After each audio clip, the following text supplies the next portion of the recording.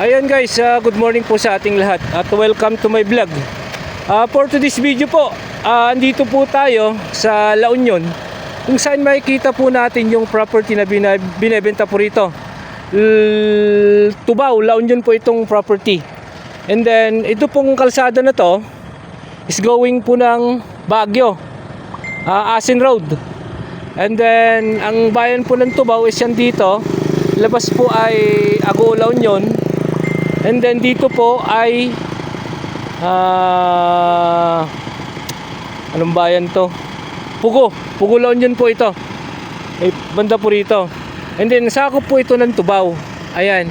Ito po yung property guys. Sumusukat po siya ng 6 na hektarya.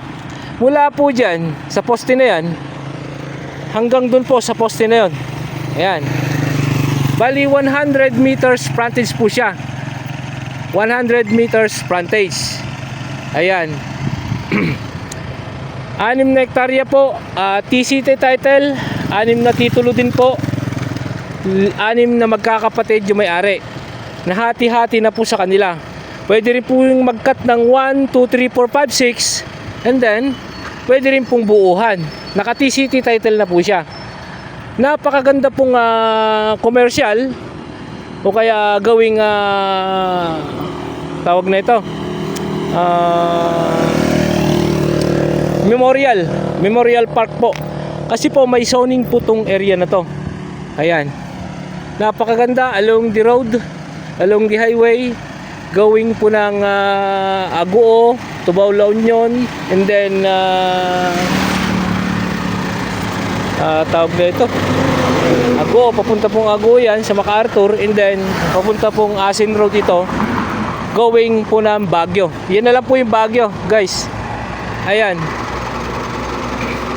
ang luwang po ng frontage. Ayan, makikita po ninyo sa video. Ulitin ko po, 6 na hektarya, 6 din po na TCT title, 6 po ang may-ari. Ayan. Nakat po bawat isa sa kanila, may tig-isa silang hektarya. Kaya pwede pong mag-cut ng 1, 2, 3, 4, 5, 6 hectares. And then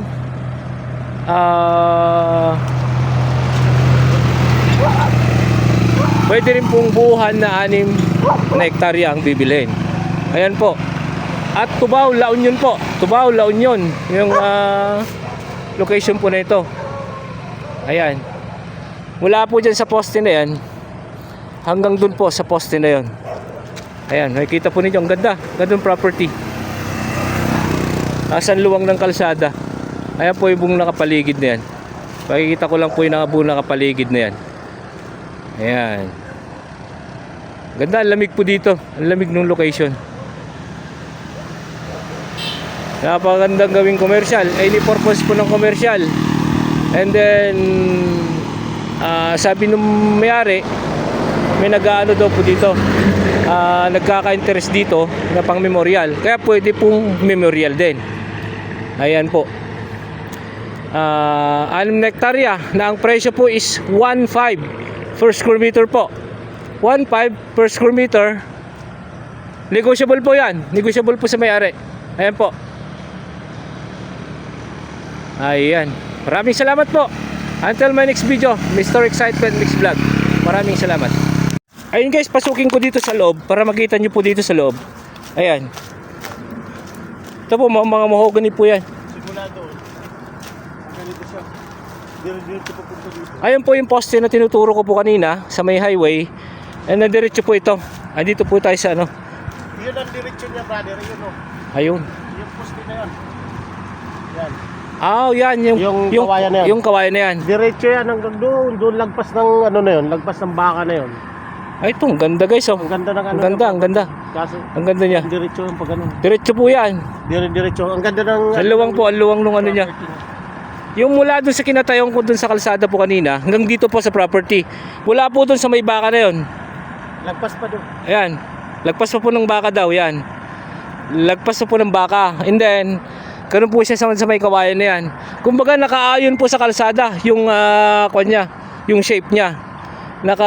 kumbaga kalsada, nakaganyan po siya, nakaayon po sa may kalsada. Ayan po. Na ang frontage po is 100 meters frontage. Ayan po, ang kaluwang po. Saka napakaganda talagang gawing siya. Memorial. And then any purpose po ng commercial. Ayan po, maraming salamat po.